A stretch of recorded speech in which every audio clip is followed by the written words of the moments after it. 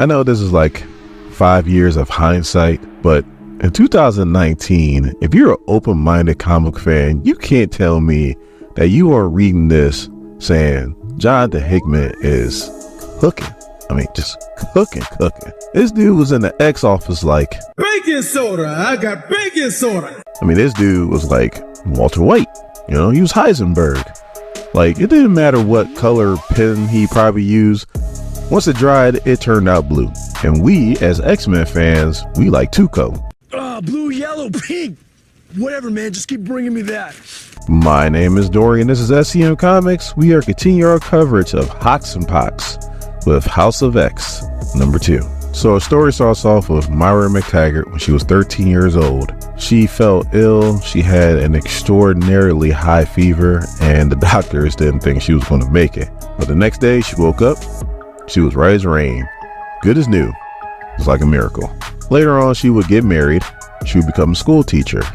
She would have 3 kids, 2 boys, 1 girl. Out of those kids, they would give her 8 grandbabies, and everybody would come once a year to come visit her. She died peacefully in her sleep at age 74. It was a good life, a good human life.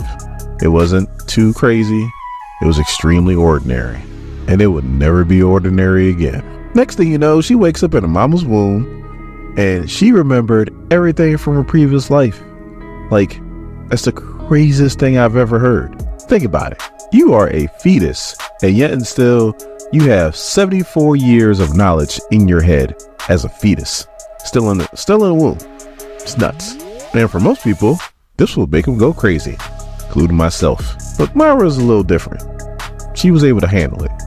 And she would actually say that she actually preferred being in the womb because she felt safe in there. It was the outside world. That was a crazy part. Let me quit messing up her name because I'm gonna get people in the comments start to roast me. Moira, they would look at her like she was special, like she was a prodigy, because she was able to walk, speak, and read early because she already knew how to do these things. Next time you see a genius, you better look at them like, how many times you been on this earth? Because it seems too easy for you.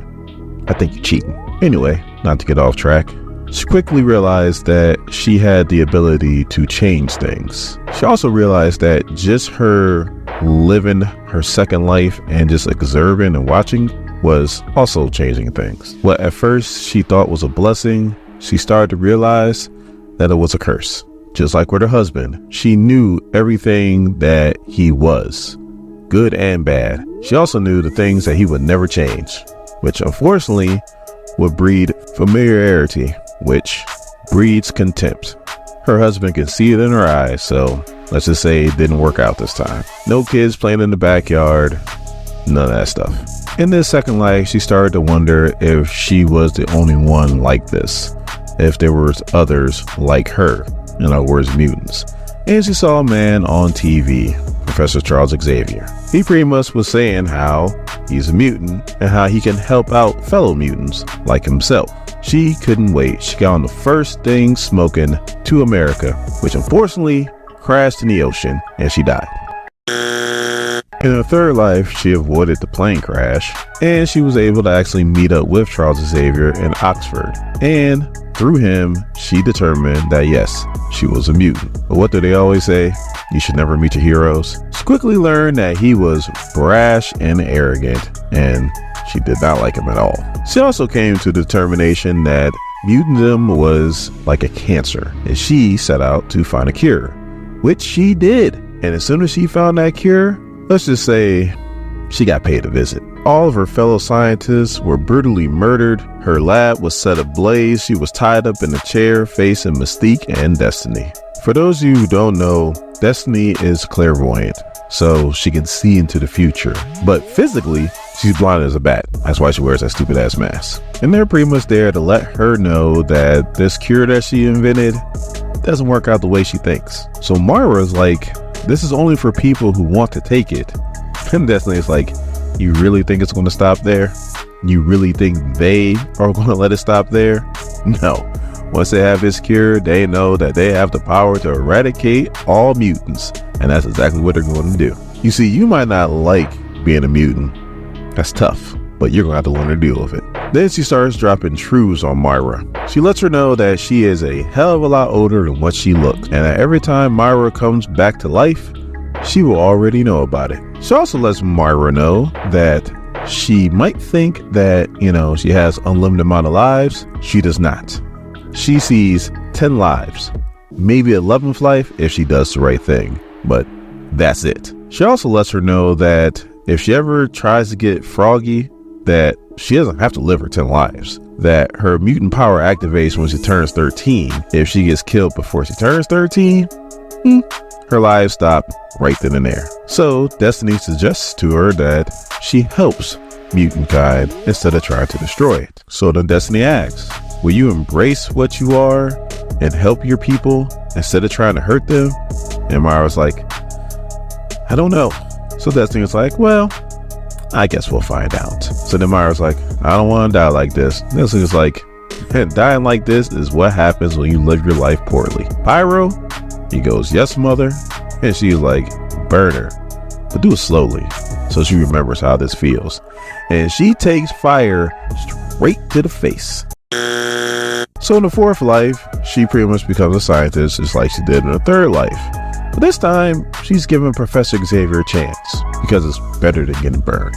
And she starts to learn that he's not that much of an asshole, and she actually falls in love with him. And things work out exactly how we've been reading in comics. You had your first team of X-Men, then you had your new X-Men come to the rescue. You had your Lost Decade, which has Avengers vs. X-Men, which we happen to be covering on the channel as we speak, and the link will be in the description just in case you get nostalgic. But unfortunately, in the end, the humans and AIs came together and they wiped out all the mutants. So in her 5th life, she got with Professor Xavier a little bit earlier than normal, and instead of starting school, they decided to gather up a legion, and all the X-Men would get together in one place. I said X-Men. Mutants would get together in one place and live separately and happy away from the world. But unfortunately, Boulevard Trash and his Sentinels would come calling as they normally do and wipe everybody out. So in her 7th life, I know, you're saying, what about number 6? I'll explain number 6 in the end. Anyway, in her 7th life, she dedicated herself to take out the whole Trash bloodline. She took out Boulevard, Donald, Gwyneth, and Simon. But by doing that, she discovered that AI is like fire. It's not invented, it's discovered. And her 7th life ended just like her 4th and 5th life did. Death by AI. In life number 8, so now she's like, Charles, he's too soft. Let me go to Magneto and see how this is going to do. So she fills in Magneto and exactly what's going on. He's like, can't have this. So he decides that he is going to drop nukes on everybody. And what happens? The Avengers and the X-Men combine forces and pretty much stop Magneto. And Moira was collateral damage. In her 9th life, so since the whole Magneto thing didn't work out, she decided to go even more hardcore, and instead of Magneto, now she goes to Apocalypse and becomes his bride, and they rule until the AIs come. They put up a really good fight, but unfortunately it's more the same. Death by AI. Now we get to life number 10. She's sitting in her mama's womb. She was like, this is it. If I don't make this one happen, then I ain't got no more shots. So this time she goes back to Charles Xavier, but instead of doing it like she normally does, she decides to do things a little bit differently.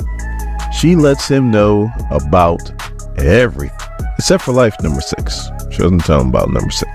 As you can see on this graphic, they show all the different lives, except for number 6. They show when the life started, the important events in those lives, and when they ended. So in year 1, they decided to take a trip to the Bermuda Triangle to pay a visit to Magneto. You see, in all the other lives, Magneto was an enemy, besides the one, where she actually got with Magneto.